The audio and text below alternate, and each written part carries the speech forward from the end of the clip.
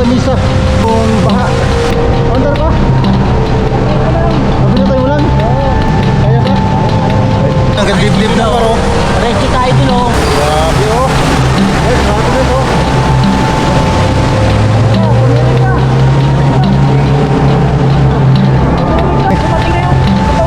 Oh yan na yun. Guys, sa mga dadaan dito sa Army tabi nyo guys, napasabol na dito yung mga sakyan lahat. Ang ganda ng bangka nila. Water pump daw to para higupin yung tubig dito. Sabihin nila, affected daw yung flood control. Ayan, may flood control, baka.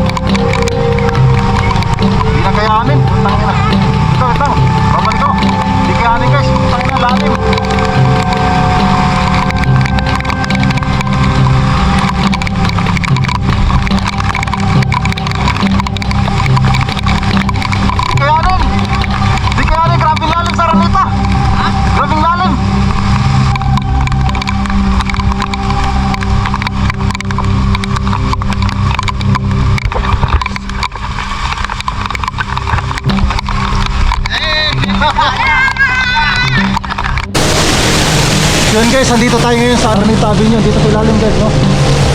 Yan, makikita nyo sa harapan ko. Grabe ilalim. Punta yun doon sa kabila. Dito sa Barangay Santol. Grabe ilalim. Ayun mga bata oh. Ligo na sa mga baha. Wala na pasalang mga bata.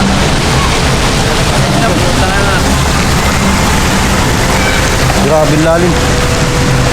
So guys, grabe lalim guys.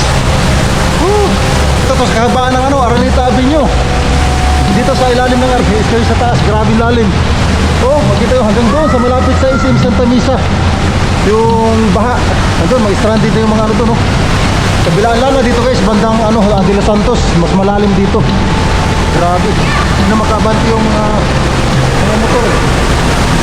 Standby nila yung mga sakyan, sobrang lalim, hanggang tuhod na dito. Lalim. Grabe. Yan yung kalupit dito, yan. Ito yan, ito lang na lang. Grabe. Lalim, grabe oh. Ang malaking sakyan dito guys is makakadaan sila dahil mas mataas eh. Pero yung mga maliliit, for example, yung mga private vehicle, mga kotse at saka mga motor, yan, tutulong tayo sa kuya. Ano ba? Hindi na under? Ano? Under ba? Sabi na tayo mo lang? Ayan na guys oh. Si Paps oh, yan, tinutulak na kasi mas mahirap.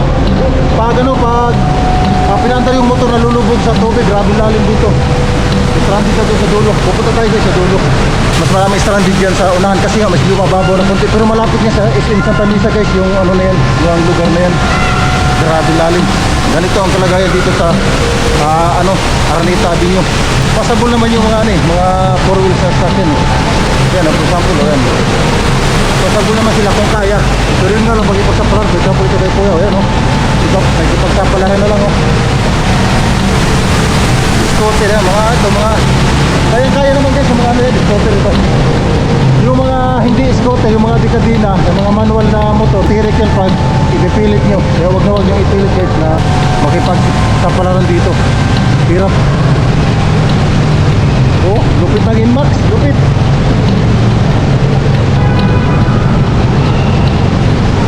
Ano ba? Okay lang? Kaya lang? Kaya ba? Kaya daw.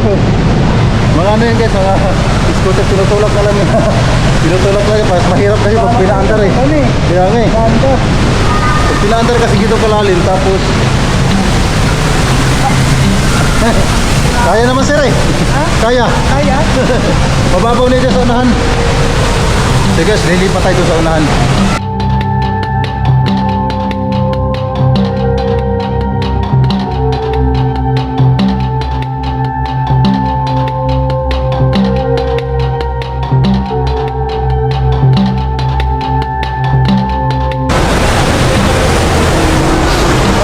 Guys, lalim papunta yun doon.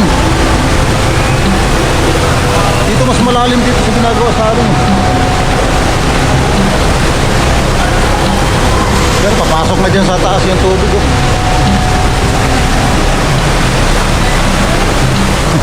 May tubig pa doon sa dulo? Wala na ganap. Wala? Dito lang mas malalim? Oo, dito lang. Saan nagtatambay dito? Walang tubig doon? Mahina doon? Ha? Mas malalim doon? Di sa ilog na doon. Oo nga, yung sa may ano, may mismong Arneta. Arneta no? Yung pure gold. Oo. Alin doon? Ngayon, malalim ngayon?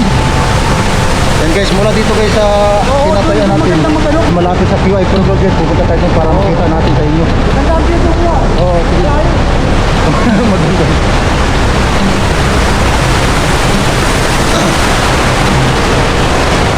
Yung mga four wheels dito na matataas, yun, passable naman, pero tingnan mo si Kuya, oh. Ayan, oh, tinutulak na lang niya guys. Kasi pag pinaandar kasi yan, tapos mapasokan ng tubig, matik yan, hindi na mahirapan yan. Ano, stranded na doon, oh. Wala nang madaanan doon guys. Mas malalim yun doon, kasi mas mababa doon. Kaya mas malalim, wala na. Lubog na doon ba? Lubog na doon, oh. Unahan. Pupunta tayo doon mismo sa mismo tapat ng QI Pure Gold para may natin, pakita natin sa inyo. Stranded na oh.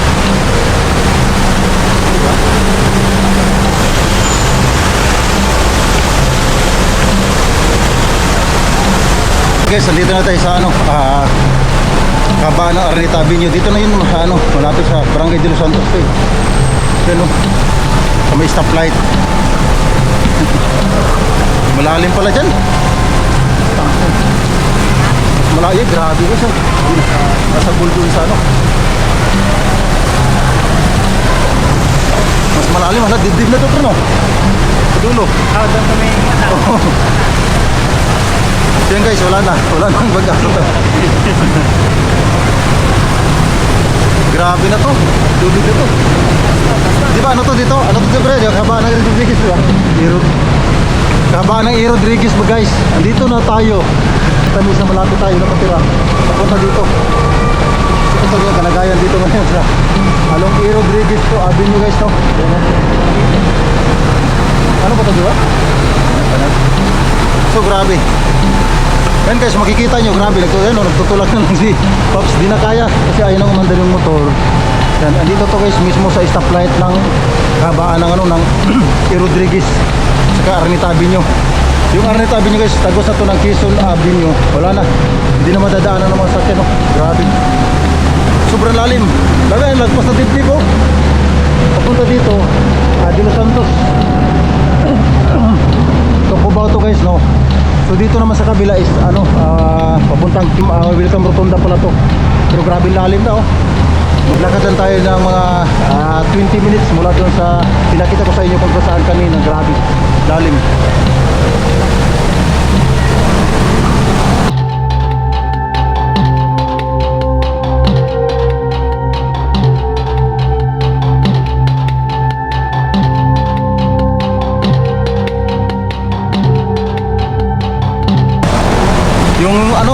De Los Santos, grabe. Lalim na rin, no? Yan yung may malaki tulay dyan, eh. Dumating na yung patubig ni Bibim. Oh, yan na yun. Oo. Yan yung resulta. Patubig siya. Oo, ito na yung resulta. Grabe oh. Lubong na sa amin sa bahay ko na yun. Kaya umuwi ako eh. Kawawa ng asawa ko eh. Grabe. Ampte.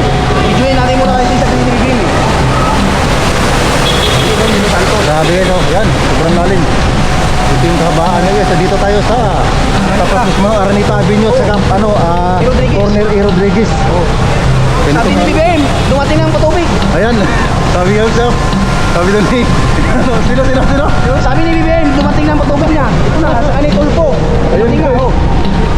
Hindi natin masisi yung mga kapwa natin mamamayan dahil siyempre nakita naman natin kung gaano ka Dito yung sa tubig dito. kanil niyo, dumating na ang patubig ni Bibim. Ginano, doon na Bibim.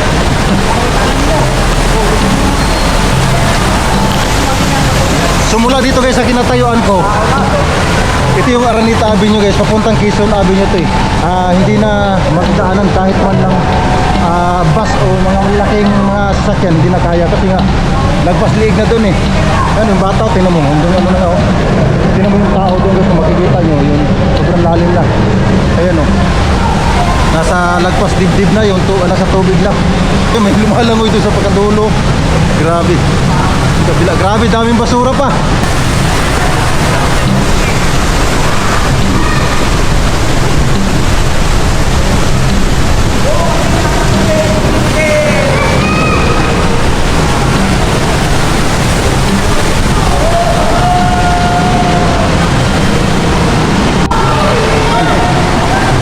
Ano nangyari tayo ha? Biglang lumangoy. Gulat ako, kala ko nahulog eh. Ang sarap natin yan, oh, pure gold. Sige. Shoutout ako ya. Oh, yan, yan daw. Shoutout sa bitaw namin dito sa hood. Parang sila. Bumaba na, bumaba. Baba na. Baba na ba?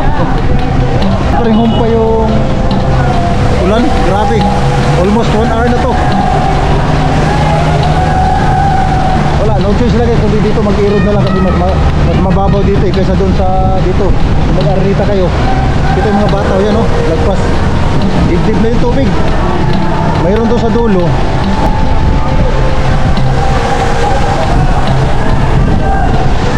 Punta pa to. Grabe talaga itong mga bata to.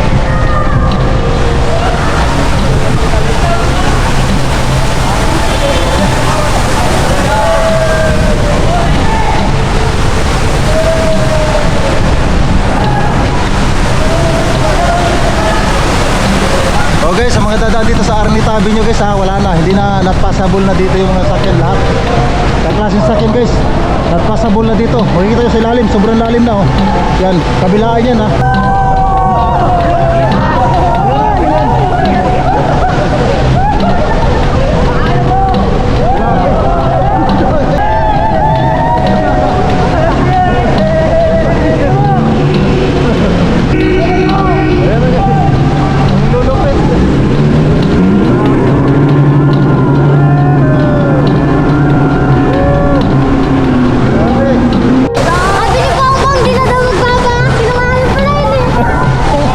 Yan guys, nakikita nyo guys, kahit mga bata nagsalita ng di maganda.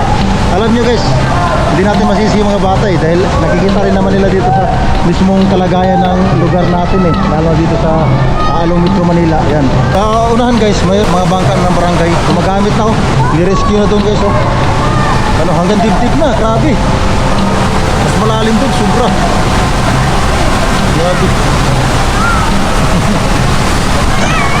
Ayan oh. Ano? Mayor, ano na? Tignan mo kami oh. Estudyante, pasana. Wawa naman guys. Hanggang dibdib na paro. Parecho tayo dun oh. Hanggang dibdib na papunta to. Tingnan mo, mas malalim yun doon. Tingnan mo. Pwede tayo magparecho dun eh. Lagpasan ng dibdib eh. Oh, may mga bangka na nga ng barangay doon. Oh, yung gumagamit na ng bangka yung taga barangay. Mas malalim ito bro. No, kita nyo na oh, yung mga tao doon. No, di na, yan oh, taga-dibdib. Kita mo yung may bangka. Ayan oh, tagilid. Gati na pa yung nakatungtong ha. Malapit na sa ulo. Malapit na sa ano. Lalim na dyan. Basta ako dyan. Ay na, taga mo sa rescue, diba? Ito,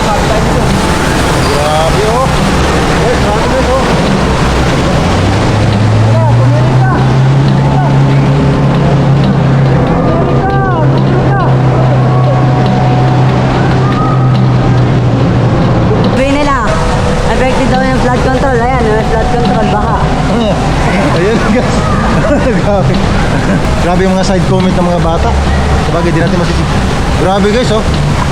Kung makikita yun na, yung bahay, oh. Yung first floor, lubog-lubog na. Yan na. Sobrang lalim na.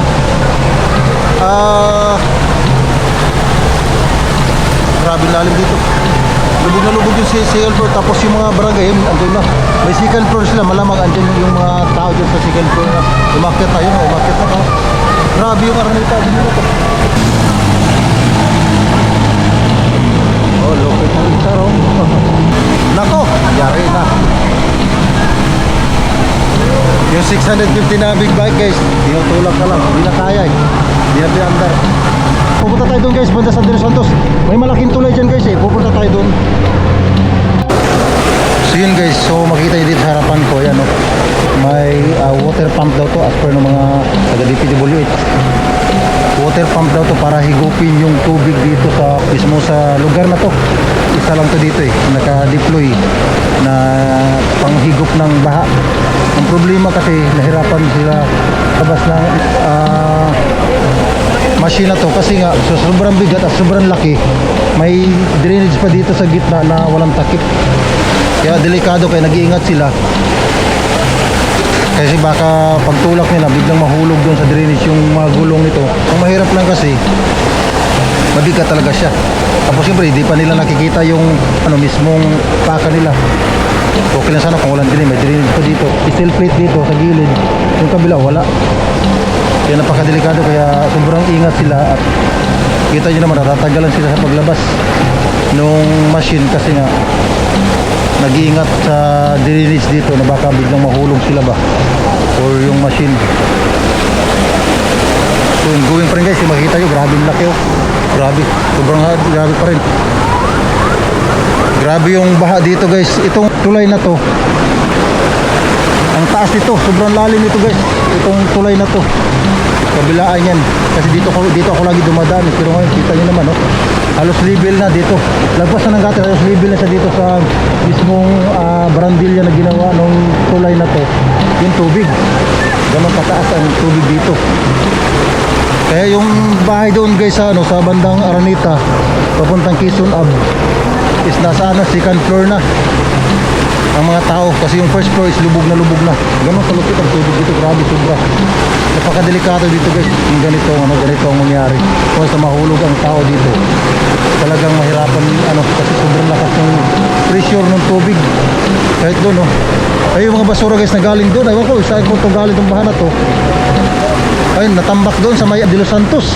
Andun na yung mga basura natatambak. Kaya pagkatapos nitong bahan na ito, paghupan nito, matik na yan. Maraming lilinisin na basura yung mga dump truck dito.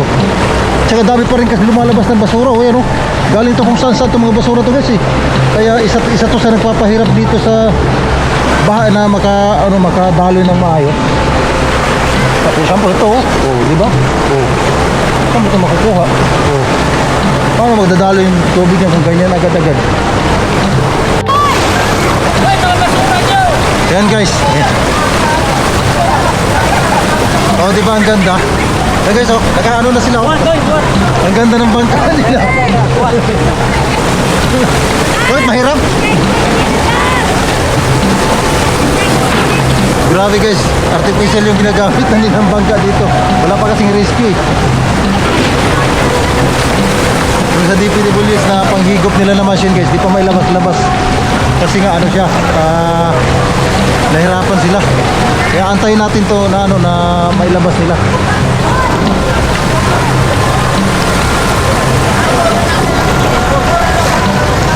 Ang dami kasing basura sobrang dami, mga kahoy yan. Kita nyo naman guys, dito sa kinatayuan ko, yung mga basura, yun, may natambak na doon sa pinakakanto mismo.